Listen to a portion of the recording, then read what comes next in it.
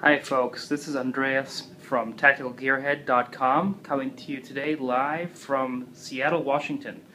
I just got in here, it's around 9 o'clock Pacific time, and I've arrived at my hotel here, and I decided to give a kind of an overview of what it's like to live out of hotels and out of suitcases as a frequent traveler.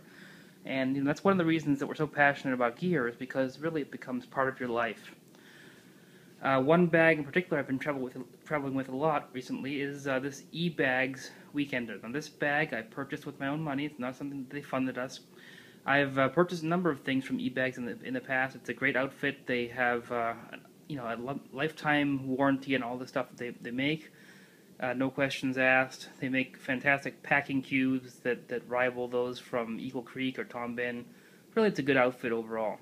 Now they manufacture most of their stuff overseas, and it certainly doesn't have the same high level of quality as, say, a Red Ox, a Tom Ben, or a Go Ruck, but it's really perfectly serviceable.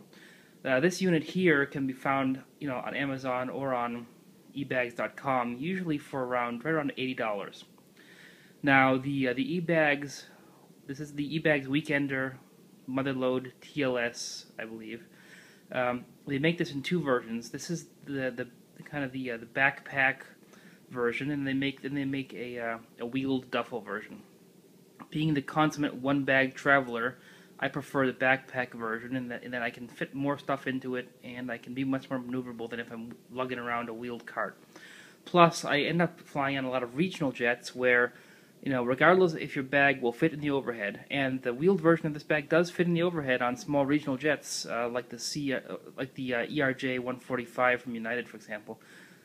Even if that's the case, a lot of times the flight attendants will not let you bring a bag on board those small regional jets if they have wheels.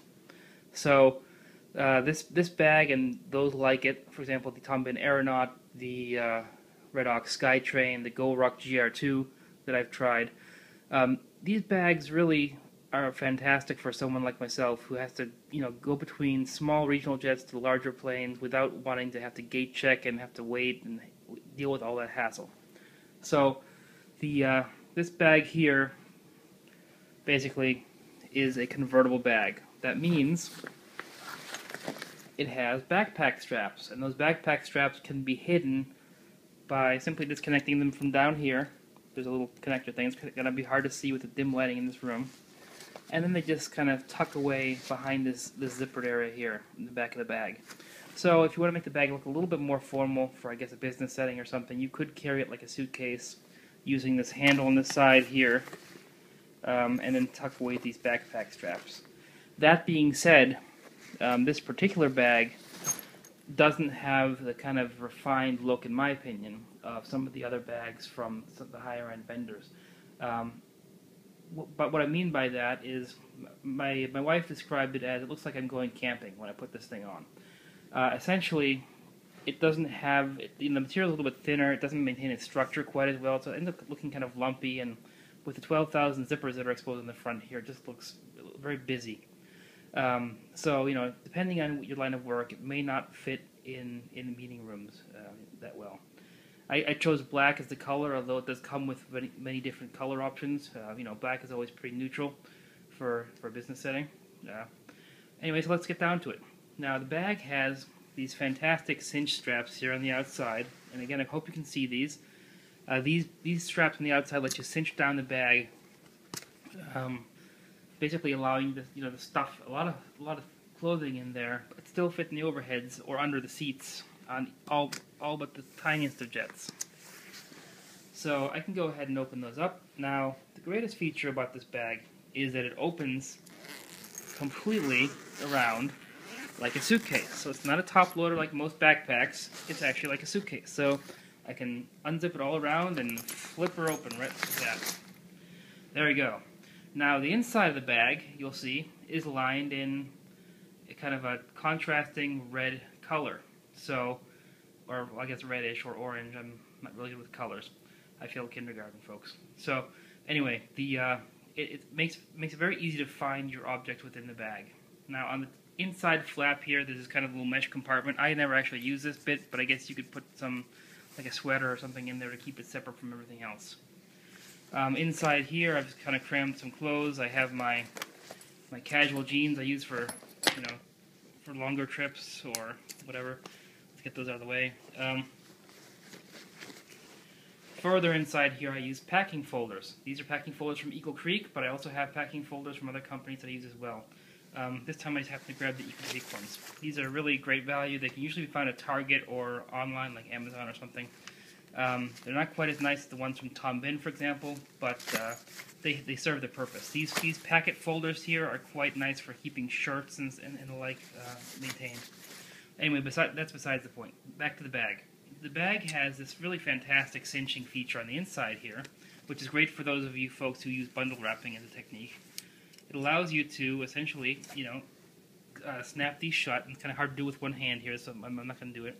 But once they are snapped shut, you can pull and really cinch down your clothes. Now, what makes this unique is that most of these bags, they cinch down from the bottom, so your clothes kind of get smushed, but the bag doesn't actually decrease in size. But this bag has a clever feature where they actually have another anchor point, an optional anchor point that you can use if you want. You don't have to, up top. So this basically cinches down the clothes and tightens the bag around the packet, which makes the whole bag appear much smaller. Now, furthermore, inside of here, there's a little pouch. Again, I don't use this one. I guess you could use this as your toiletries bag, but I use this little Eagle Creek guy here as a toiletries bag, so it's kind of superfluous. But it doesn't take any space, it weighs nothing, so just leave it in there. What the heck. This whole bag can expand. Again, I've never had to do that. I travel for 1 week at a time, no problem, without having to expand that. I don't know why you would, but maybe pack less stuff. If I were to actually pack so much that I would have to expand it, I wouldn't be able to carry the bag anymore. Alright, so now on to the front of the bag, which is where things get interesting. Now on the front here you have this great little handle, which is great for grabbing the bag and lifting it up into an overhead, for example. There's a little pocket in the front here.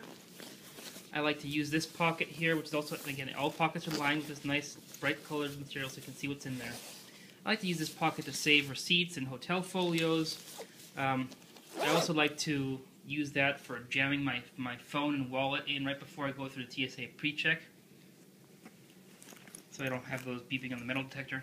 Up top here, there's another pocket which is great for keeping, your little headsets or some miscellaneous cables, whatever. Actually, a fairly deep pocket. So there's that. Let's see. On the side here, there's another little pocket. It has a space for a business card, although the business card becomes nearly impossible to read behind the mesh that they have here. And then furthermore, there's a space for it's a little kind of bottle holder thing. That's a little flimsy kind of bottle holder deal. So if you want to carry a water bottle with you on your backpack, I suppose this would probably only work in backpack mode, as if it weren't vertical, it would kind of fall. The bottle would be falling out all the time. I'm not sure, really who would use that, but okay, it's in there.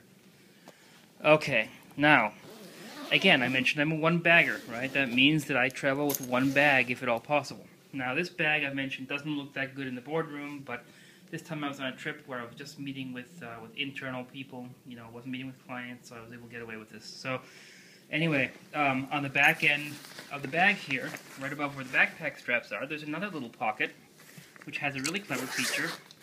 It has a little laptop harness. Now what that means is that your laptop basically sticks in this slightly padded compartment and is held in place as above the bottom of the bag's level by kind of a sling that's in there. And that sling can be adjusted by this strap here for size. So you can stick really any size laptop in here. What I've got is a little ultra laptop in here, but I've also fit my big 15-inch MacBook Pro in there as well. So that's a really good little feature there. Oh, and I just realized I forgot another big pocket right in the front.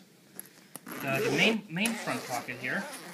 This gives you access to a whole other compartment that's in there in the front. So basically, this bag has two major compartments. Inside of this first thing here, there's a few smaller compartments in here that you could use for smaller odds and ends. Again, I tend to switch from bag to bag more often, so I use this little thing for now. This is another little bag. This is similar to the Tom Bin Snake Charmer. I use it to keep all my various cables and knickknacks and cords and whatever else I need for my electronic gizmos in here. That way I can switch from bag to bag fairly quickly. Again, so in here you could put a whole bunch more clothes. You know, I don't really pack that heavy, so I don't know why I would need to. Over here you can kind of see that top panel encroaching a little bit in the space. So again, it is kind of a zero-sum game. So as you use pockets from one end, they do encroach in other spaces, you know. But still, there's plenty of room. So what else? I like to carry my iPad around with me, and that goes in here quite nicely in this front pocket. So I end up using this front pocket for just quick access to gizmos and whatnot. But I can see where you could, put a sweater or your casual clothes might go in here, and your, formal clothes might go in the back or something like some such, whatever arrangement you prefer. But this bag isn't very big, but it can hold. It can hold quite a bit more actually than the average 22-inch rollerboard that the all business travelers schlep around nowadays. All that while being able to fit under the seat in front of you or in the tiniest little CRJs. I fit this bad boy into CRJ 200, which is a little, Canada Air regional jet. Really the tiniest little overhead compartment you can imagine, but it fits. So anyway, this has been Andreas from Tactical Gearhead, signing off from beautiful downtown Seattle, Washington. And hope you guys enjoyed the video. I'm gonna have some more videos coming up on some travel tips, as well as how to get a good shave while you're traveling. All right, bye, folks. Thanks.